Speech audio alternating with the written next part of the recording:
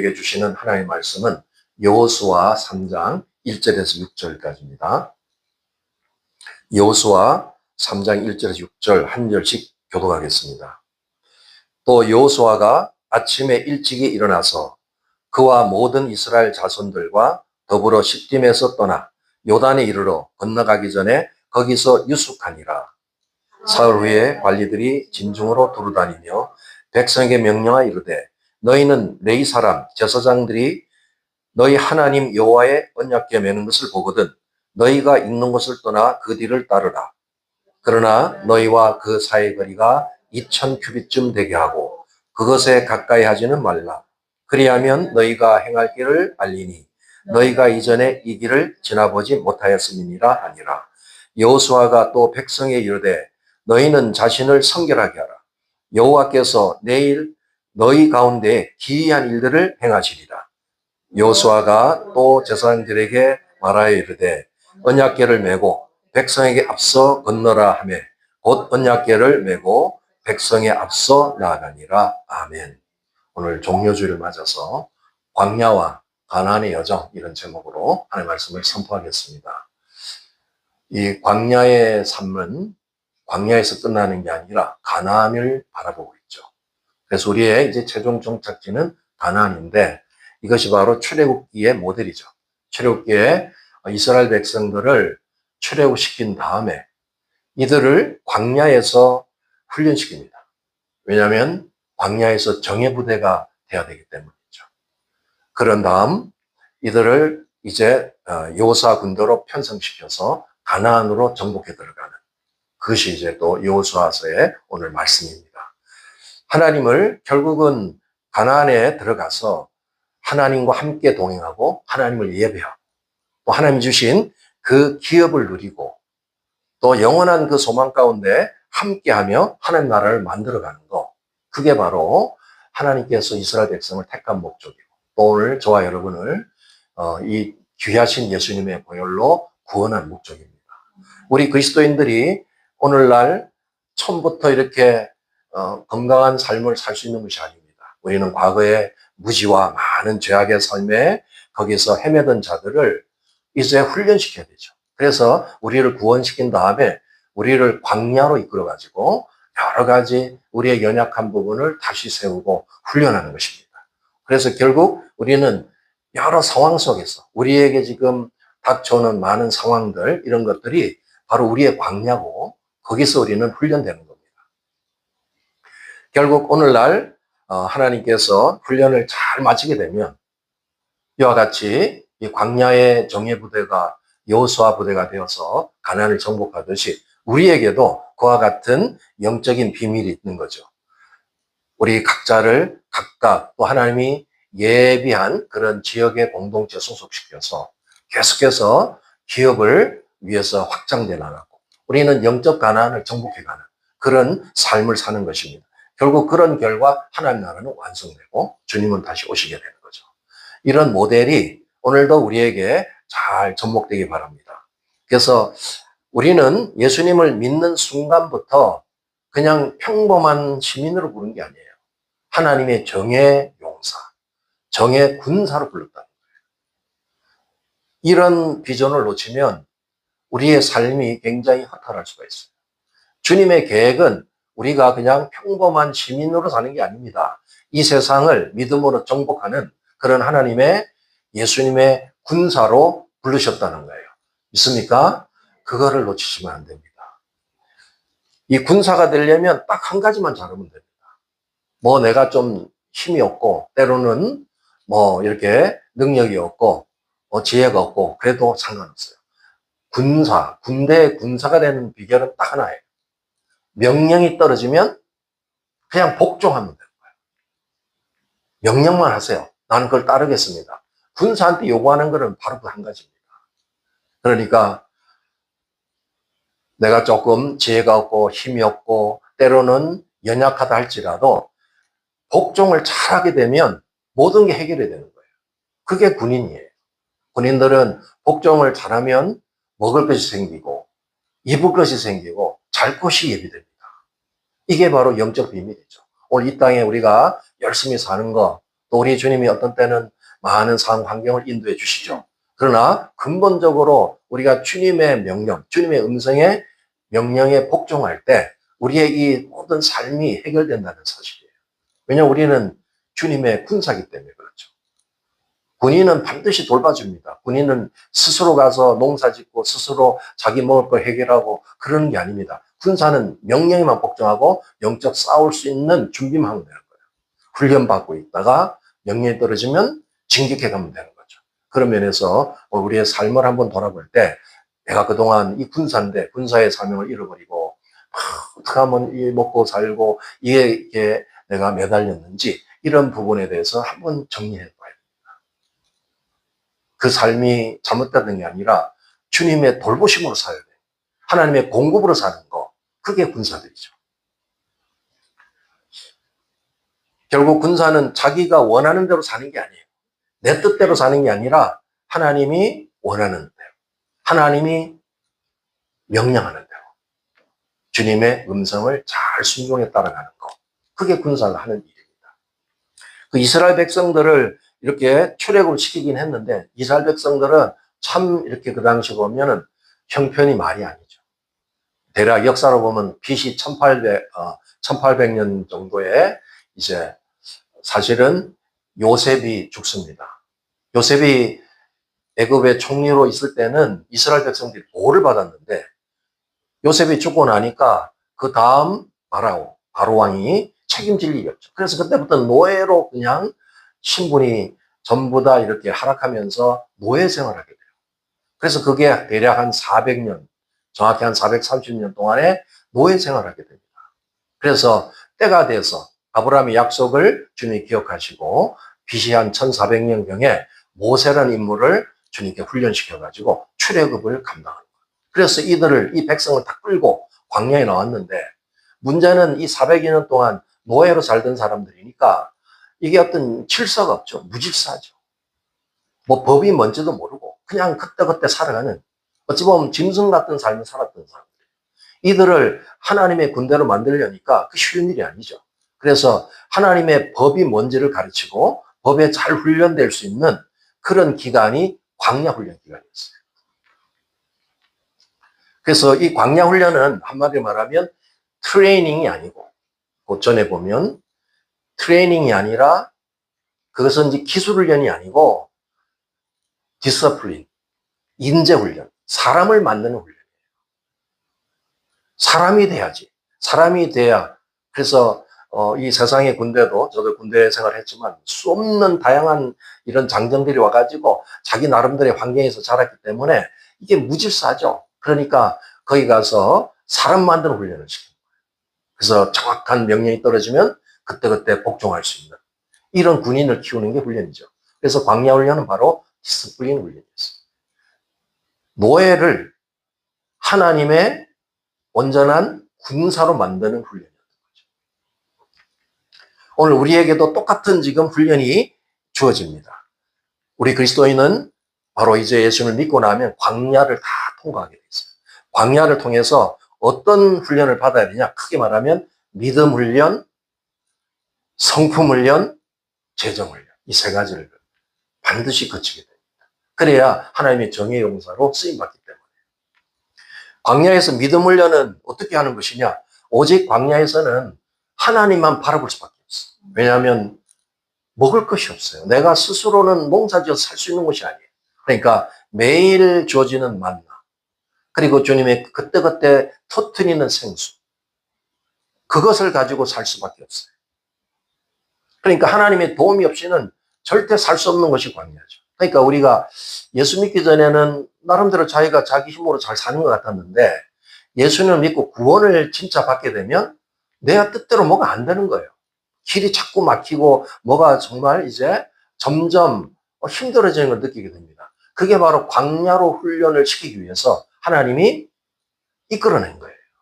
그럴 때 우리는 빨리 이 원리를 알아가지고 내가 주님만을 바라보고 주님의 온전한 인도만을 믿는 믿음을 여기서 훈련해야겠구나. 그렇게 해서 우리의 신앙의 태도를 바꿔야 되는 겁니다. 결국 광야는 하나님만을 신뢰하고 믿음으로 사는 방법을 배우게 됩니다. 우리가 믿음 생활을 한다고 하면서 믿음으로 사는 게 아니라 자기 능력으로, 자기 꾀로 사는 사람이 너무나 많습니다. 그러면 결국 그 광야에서 헤매고, 하나님은 우리에게 믿음을 훈련시키기 원하는데 믿음이 없으면 하나님은 계속 광야를 돌릴 수밖에 없죠.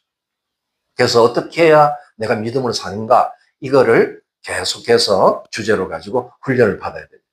우리 자녀들은 광야에서 그래서 십자가를 통과해야 된다.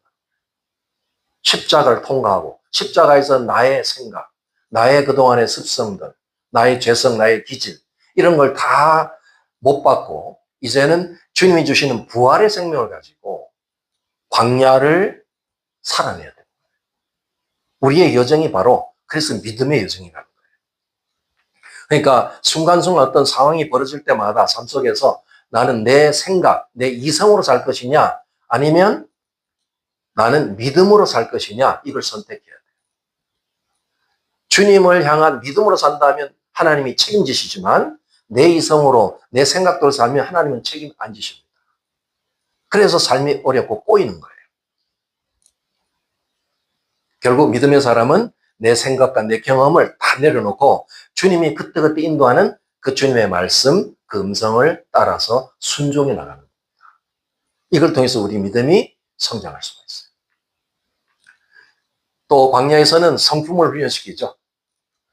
여러분 자신을 보면 참 이렇게 평소에는 잘 몰라요. 그런데 나 혼자 있을 때야 뭐 누가 받아하지 않으니까 내가 내 존재가 어떤 존재인지 잘 모를 수 있어요. 그러나 그래서 하나님은 이런 공동체, 어떤 이런 상황과 사람들 관계 속에서, 인간관계 속에서 살게 만드세요. 그래서 광야에서는 성품을 다지게 되는데 인간관계를 통해서 이제 자신을 보게 됩니다. 나의 부족함이 뭔가, 나의 연약한 점이 뭔가, 이런 걸 알게 되죠. 그래서 그때부터 나의 연약성을 놓고 주님 앞에 이거를 훈련시키기 위해서, 더 성장시키기 위해서 결국 이렇게 주님 앞에 머무르게 되는 겁니다. 이 광야 훈련을 통해서 우리의 이 모난 성품들이 부드러운 성품으로 바뀌어져요. 우리 전부는 태어날 때부터 죄인으로 태어났어.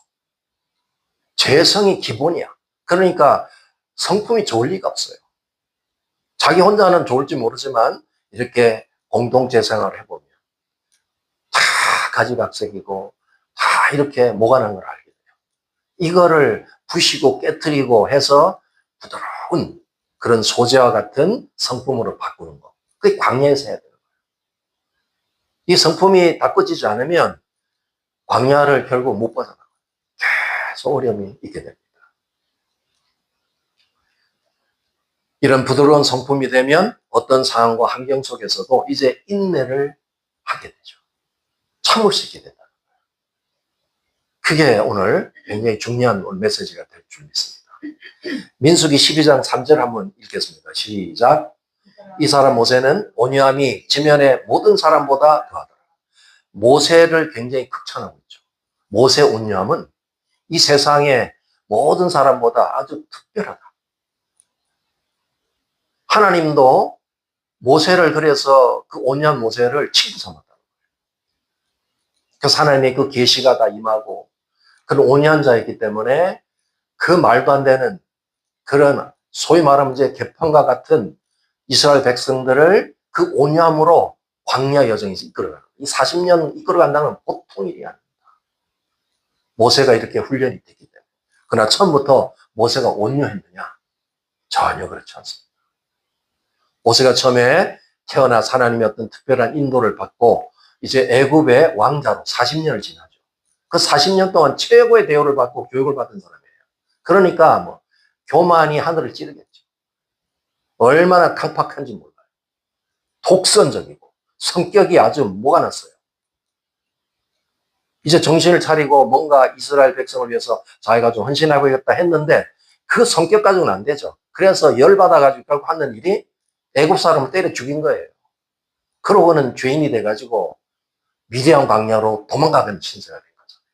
거기서 40년 동안 외롭게 훈련받는데 거기서 우리 주님은 아무 소망 없는 이 모세를 깊은 내면을 다루고 성품 흘리고 오래 참 매일같이 소망이 없어. 그것도 그냥 정상적으로 산 게 아니에요. 자기 사유재산도 아무것도 없고 희망도 없고 그저 살아간다는 게 양을 치면서 그 집에서 기업이 있을지도 모르는 아무 소망이 없는 결국은 처가살이 한 거잖아요. 그 40년 동안에 또 다지고 이 내면을 철저하게 하나님 훈련시켜서 하나님이 저렇게 극찬하는 온유한 사람으로 만들어요. 그래서 모세 앞에 가면 어떤 사람도 다 수용해요. 다 이끌 수 있고 참을 수 있어. 한 번은 하나님이 더 열을 받아가지고 이스라엘 백성들이 말이 안 되는 짓을 하고 10번이나 거역하고 대적하고 불평하고 그러니까 모세한테 제안했죠. 다 쓸어버리자. 얘들 필요 없다. 다 쓸어버리고 니하고 나하고 둘이서 새로운 민족을 만들자. 이랬잖아. 하나님 하실 수 있죠. 모세 한 사람으로도 할 수 있어. 그랬더니 모세가 어떻게 했습니까? 당장 꿇어서 하나님을 설득시키자. 하나님 열을 받았는데 하나님까지도 설득시켜 주는 그 온유함. 어디서 나왔겠어요? 광야에서 그런 사람을 만든 거예요. 저는 여러분이 그런 온유한 사람이 되길 예수님 축복합니다. 그 인생 끝나는 거예요, 그러면. 여러분이. 사단은 어떻게 하든 그렇게 안 되게 여러분을 막 쿡쿡 찌르고 상황을 만들어요. 그럴 때 여러분이 속지 말아야 돼요. 그리고 자신을 바라봐요. 우리는 연약해요. 처음부터 되는 게 아니에요. 그래서 목표를 향해서. 그래서 성경에는 많은 모델이 있고 성경의 다 위인들은 처음부터 잘난 사람이 아무도 없어요. 밑바닥에서 헤매고 그렇게 방황하다가 훈련되어서 하나님의 사람들이 되고 위대한 하나님의 일을 이룬 사람들이에요. 저와 여러분도 그렇게 할 수 있다는 거예요. 모세가 했으면 여러분도 할 수 있는 거예요. 그런 높은 이상을 갖고 오늘도 자신을 돌아보고 주님 앞에 더 나눔을 바치시면 됩니다. 모세는 이 위대한 지도자가 될 때까지 얼마의 기간의 훈련이 있었습니까? 모세는 애굽의 40년에 미디안 광야의 40년, 80년의 훈련 기간이 있었다. 여러분도 지금 많이 다뤄지고 있죠. 어떤 분은 마지막 이렇게 소천할 때까지 훈련받는 사람도 있어요. 이게 안 돼가지고. 그건 주님은 작정하셨기 때문에 여러분을 하나님의 사람으로 그런 좋은 성품, 부드러운 성품, 온유한 성품의 사람으로 만들기 위해서 작정했기 때문에 나이에 상관이 없어요. 그러니까 그 다름을 받는 걸 감사해요. 그래서 때로는 이게 시련과 어려움이 있는 거예요. 그걸 견뎌나가야 되죠. 그 사람은 어떤 한계가 있어요. 그런데 그 한계까지도 초월해 나갈 수 있는 것은 주님의 긍휼입니다. 그럴 때 우리가 예수님을 생각하고 모세를 생각하고 신앙의 위인들을 생각하면서 꼭 참고 견디고 인내하는 거예요. 그래야 하나님이 거기에 역사하는 거예요. 그래서 여러분이 지금 많은 훈련을 받고 있다. 나는 왜 이렇게 훈련이 길어? 그런 사람들은 모세를 생각해 보면 은혜가 되잖아. 모세만큼 내가 훈련받은 건 아니잖아. 그렇죠? 그러니까 더 참고 견디고 주님이 이런 성품 훈련 이거는 정말 영원히 가는 거예요. 너무 감사한 거죠. 여러분이 모난 성품을 가지고 있다. 천국 가면 영원히 모난 성품으로 사는 거예요. 근데 여기서 훈련되고 깎이고 그런 온유한 자, 그런 겸손한 자로 바뀌면 그걸 가지고 천국에 들어가요. 그래서 성품 이거는 돈 주고도 못 사는 거예요. 이거를 여러분들이 알고 여러 상황들이 있고 여러분이 뭐 실패도 하고 실수도 하고 그러지만 결국 주님을 바라보고 이제 여기서 통과하시면 진짜 예수님 같은 우리 모세와 같은 그런 성품의 사람으로 다 변해갈 수 있습니다. 믿습니까? 그거 하셔야 돼요. 우리가 대장간에서 이제 좋은 칼을 하나 만들려면은 그냥 그게 칼이 나오는 게 아니에요. 칼도 좋은 칼은 비싸기도 하고 그건 아주 뭐 이제 알아주잖아요. 근데 그 칼을 만들기까지 뜨거운 불에다가 달구고 그 다음에 찬물에 갖다 식히고 이걸 수없이 굉장히 많이 할수록 더 강하고 좋은 칼이 되는 거예요. 우리 인생도 그런 겁니다. 우리의 불의 환경과 물의 환경을 왔다 갔다, 어떤 때는 정신없어. 불에서 막 팔팔 그냥 태웠다가 어떤 때는 막 찬물에 빠뜨렸다가 막 정신없어. 그래도 끝까지 그걸 견뎌내면은 이런 부드러운 온유한 성품으로 바뀌어갈 수가 있어요. 그것을 주님이 기대하시는 거예요. 그러니까 여러분들은 이제 그런 환경이 왔을 때 감사 모력을 받고 훈련하면 돼요. 이 베드로후서 1장 4절에도 우리에게 소망의 메시지가 주어집니다. 한번 같이 읽겠습니다. 시작. 이로써 그 보배롭고 지극히 큰 약속을 우리에게 주사 이 약속으로 말미암아 너희가 정욕 때문에 세상에서 썩어질 것을 피하여 신성한 성품에 참여한 자가 되게 하려 하셨느니라. 여기 보면 이 신성한 성품, 신의 성품, 예수님과 같은 성품에 우리가 참여하게 만들었다.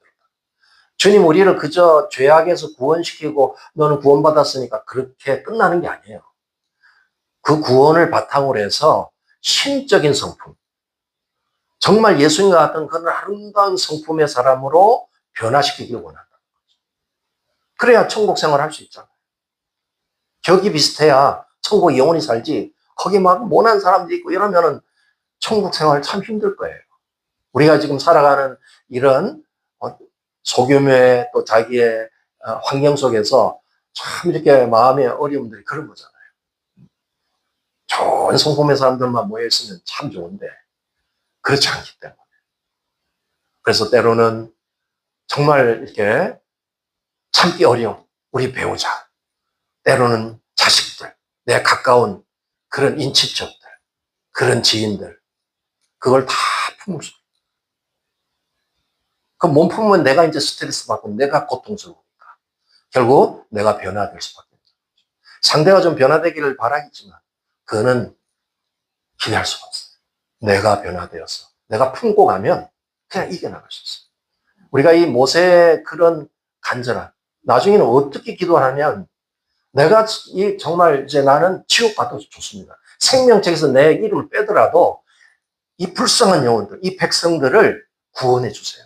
살려주세요. 간절하게 기도했을 때 우리 마음, 하나님 마음이 녹아버렸어요.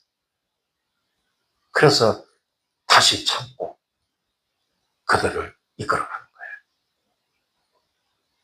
거예요. 저와 여러분이 정말 이제 우리에게 여러 과정들이 있는데 조금만 더 견디시면 돼. 더 넘어가시면 돼. 그러면 여러분이 그런 신적인 성품에 참여하게 됩니다. 할렐루야. 그런 소망을 가지세요. 그리고 우리는 광야에서 재정 훈련을 합니다. 재정. 우리가 살아가는데 주님이 우리가 재정이 필요한 걸 왜 모르시겠어요? 근데 재정을 어떻게 쓸 수 있는가? 이거에 대한 훈련이 필요하다는 거예요. 광야에 살면서 하나님께서 모든 것을 공급하신다는 것을 경험시켜요. 그리고는 하나님의 공급을 신뢰하고 사는 거예요. 이건 내 능력으로 사는 게 아니구나. 하나님이 의리를 책임지고 진짜 우리 아버지시구나. 우리의 모든 걸 책임지시는 아버지시구나. 이거를 우리가 확신할 수 있도록 광야에서 재정을 시키는 겁니다. 신명기 8장 4절을 읽겠습니다. 시작. 이 40년 동안에 내 의복이 헛어지지 않고 내 발이 부르트지 아니하였느니라. 의복이 헤어지지 아니었다. 제가 이제 좀 옷을 그래도 조금 좀 입을 때 이렇게 옷을 갖다가 이렇게 막 함부로 입는 사람도 있고 좀 옷을 잘 입는 사람도 있죠. 저는 이제 옷을 굉장히 이렇게 오래 보존하기 위해서 그래서 좀 해보니까 한 20년 보존되는 경우도 있더라고요. 다른 사람 몰라요. 내가 알지. 내가 좋아하는 옷을 잘 이렇게 옷장에다 해가지고 가끔 신고 해서 한 20년을 입기도 했는데 나중에 보니까 올이 사가요. 사가. 저기 40년 동안 의복이 헤어지지 않았다. 이건 기적이에요. 발이 부르트지 않았다. 그 광야에 한번 가보세요. 광야가 어떤 곳인지. 1시간만 걸으면 발이 부르트가지고 퉁퉁 붓고 그래요. 그런데 하나님이 저 얘기를 하시는 이유, 강력하게 지금 강조하면서 너희들 내가 이 40년 동안 이렇게 돌봤다. 네가 그렇게 할 수 있느냐?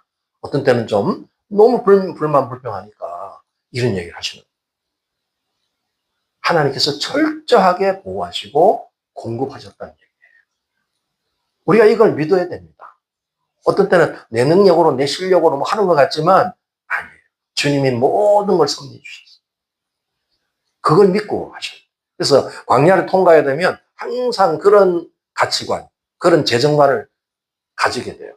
그래서 주님을 늘 생각하고 주님의 주권을 생각하고 주님께서. 그러니까 우리가 어떤 상황이 벌어질 때도 막 두려워하고 막 스트레스 받고 이렇게 할 필요가 없다는 거예요. 왜? 하나님이 우리를 돌보시기 때문에. 광야를 통과하게 되면은 어떤 상황이 오더라도 하나님이 광야도 통과했는데 우리를 안 도와주겠냐, 이런 믿음이 생겨요. 그래서 이제 재정을 통해서 주님을 신뢰하는 방법을 알게 됩니다. 결국은 물질이 귀한 거죠. 물질의 가치를 알아요. 그러나 이것이 잘못되면 공산주의가 되고요. 유물론으로 가면 안 돼요. 물질은 우리의 도구일 뿐이야. 사용하는 거. 그런 가치를 정립하고 이제 하나님 나라를 위해서 물질을 사용할 수 있게 돼요. 이 귀한 거니까 또 하나님 나라를 위해서도 귀하게 쓸모가 있는 거잖아요. 그리고 자기 스스로 자족하는 방법을 배우게 돼요. 옛날에는 사치하고 막 뭐 최고만 찾고 뭘 먹는데도 최고 음식만 쫓아다니고, 우리 한국에 보면 그런 식도락가들이 많죠. 몇 시간 운전해가지고 점심 한 그릇 먹고 오고 별짓을 다 하는데 이런 사람들도 다 자족하는 걸 알아요. 그래서 검소하게 돼요. 이게 광야를 통과한 사람의 재정관이에요. 히브리서에서 이제 한번 말씀하셨죠? 우리 같이 한번 읽겠습니다. 시작. 돈을 사랑하지 말고 있는 바를 족한 줄로 알라. 그가 친히 말씀하시기를 내가 결코 너희를 버리지 아니하고 너희를 떠나지 아니하리라 하셨어요. 하나님께서 우리를 책임지시겠다는 거야. 너희를 결코 버리지 않는다. 너희를 떠나지 않는다. 그러니까 너희들은 그 물질 때문에 막 고민하고 그것 때문에 스트레스 받고 그러지 말라. 돈을 막 사랑해서 그것이 매문우상이 되지 말게 하라. 있는 바를 족한 줄 알고. 주님이 많이 주시면 감사하니 많이 주고 감사하고, 또 적게 줄 때는 무슨 이유가 있구나. 그래서 적게 준 걸로 자족하고, 이렇게 살아가면은 그 자체가 주님과 동행한 삶의 그런 아름다운 모습이라. 제가 보니까 돈 많은 사람들이 별로 행복하지가 않더라고요. 너무 돈이 많아도 안 행복해. 그래서 지금까지 그렇잖아요. 여기도 뭐 로또 무슨 복권, 미국의 뭐 각종 복권도 보면 그 숫자를 내가 이렇게 읽지도 못할 정도의 어마어마한 상금이 걸려 있는데, 그런 거에서 상금에 당첨됐다 할지라도 삶에 보면 행복하지 않아요. 대부분 다 망하고 가정이 파탄이 일어나고 중독자가 되고 나중에는 홈리스까지 되더라고요. 그러니까 물질은 주님이 주권 속에 있어야 돼요. 그것을 내가 잘 쓸 수 있는, 자족하고, 그래서 검소하게 살고 또 주의 나라를 위해서 아낌없이 이렇게 드리고 할 때 그 물질에 더 복이 많은 거죠. 그래서 이 땅에서 불의의 재물이지만 영원히 그 재물을 천국에 가져갈 수 있는, 그게 하나님의 놀라운 비밀이죠. 오늘 결론적으로 이 광야의 연단을 잘 받음으로써 우리는 믿음의 사람, 성품의 사람, 이런 재정을 관리할 수 있는 이런 훈련된 사람이 되는데, 이제 이게 광야에서 통과될 자격이 되면 여호수아 부대로 이제는 편입이 됩니다. 그래서 여호수아 부대는 실지 가나안을 정복해 들어갑니다. 오늘 여호수아 3장의 말씀은 바로 이 부분을 말하고 있는 거예요. 준비가 다 됐어요. 이제 그러면 가나안의 유업을 얻도록 들어가야죠. 전진해 가야죠. 그럴 때 마지막 그 가나안을 들어가기 위한 세 가지 준비를 말씀하고 있어요. 이 광야 생활과 가나안 생활은 전혀 다릅니다. 광야 생활은 제한돼 있어요. 굉장히 환경이 제한돼 있어요. 하루 생활하는 게 딱 제한돼 있어요. 그래서 늘 주님이 주시는 그런 이제 만나만 먹고 훈련을 잘 받고, 그리고 항상 성막을 바라보고 하나님 인재인 그 성막을 바라보고 예배하는 생활, 그게 광야 생활. 그러나 가나안 생활은 이제 지형을 넓혀요. 어디든지 갈 수가 있어요. 그리고 내가 노력을 통해서 땅의 소산을 마음껏 먹을 수 있어요. 그동안 만나만 먹으니까 사진면 먹으면 좀 질리긴 하겠죠. 근데 땅의 소산은 다양하잖아요. 포도도 먹고 살구도 먹고 굉장히 많잖아요. 그런 것을 이제 노력을 통해서 얻을 수 있는 그런 환경. 또 자신이 이제는 성령님이 거하시는 몸된 성전이 되는 거예요. 이 성전에서 여기서 성전 생활하고 예배 생활을 하고 그리고는 영적인 믿음의 전투를 통해서 제 많은 하나님 나라 유업을 누리게 되는 거죠. 그 내가 할 수 있는 믿음의 분량만큼 하나님 나라의 유업을 점점 확장시켜 나가는 거. 가나안 생활이죠. 그러니까 광야의 생활에 갇혀 있는 것보다는 가나안에 가서 어마어마한 유업을 누리는 게 우리의 소망이죠. 주님은 우리가 광야의 길을 원하는 게 아니에요. 광야의 훈련을 통과하면 가나안 생활을 원합니다. 근데 참 애처롭게도 많은 사람들이 가나안에 잘 못 들어가요. 거의 광야에서 머물다 끝난 사람이 너무 많아요. 저와 여러분은 이제 광야를 잘 통과하시고 가나안을 정복해 가시길 예수님 축복합니다. 오늘 그 세 가지 준비가 뭔지를 한번 요약해서 말씀드릴게요. 여호수아 3장 2절을 보면 사흘간을 준비시켜요. 바로 이제 요단강 앞에 대기시키고 그 군대를 대비시켜 놓고 사흘 기다리게 합니다. 이 사흘이라는 것은 꼭 날짜 3일을 말하는 게 아니라 영적인 3일. 우리 각자에게 준비해야 될 가나안에 들어가기 위한 그 3일의 준비 기간을 말합니다. 이때 우리는 뭘 하는가? 하나님의 역사를 기대하면서 하나님이 이루어주셔야 되지. 문을 열어주셔야 되니까 하나님의 그 기대 그리고 기도하는 거예요. 그리고는 기다리는 거예요. 제가 이제 3기를 얘기했죠. 항상 기억할 게 기대하세요. 누구를? 하나님을. 하나님은 모든 걸 하실 수 있는 분이니까. 우리 아버지시잖아요. 그분을 기대하시고 그리고 우리는 그분 앞에 우리의 모든 필요와 우리의 목표를 놓고 기도해야 돼요. 그리고는 역사를 기다려야 돼요. 기대하고 기도하고 기다리는 기간이 3일이에요. 그리고 이제 5절에 보니까 성결을 준비하러 옵니다. 성결. 그래서 우리의 영혼육, 우리의 영과 마음과 육체를 성결하도록 준비시켜야 돼요. 왜냐하면 성결치 않으면 이제 영적 가난에 들어가서 계속 이루어질 게 영적 전투인데 성결치 않으면 무너져 버려요. 그러니까 우리 자신이 영혼육을 잘 성결하게 준비해서 이제 열리는 가나안 생활, 가나안의 영적 전투에서 승리할 수 있도록 준비하라는 거죠. 우리가 늘 자신을 성찰하고 성결을 늘 유지해야 됩니다. 디모데후서 2장 21절을 같이 읽겠습니다. 시작. 그러므로 누구든지 이런 것에서 자기를 깨끗하게 하면 귀 쓰는 그릇이 되어 거룩하고 주인의 쓰심에 합당하며 모든 선한 일에 준비함이 되리라. 하나님께서 아무나 쓰는 게 아니에요.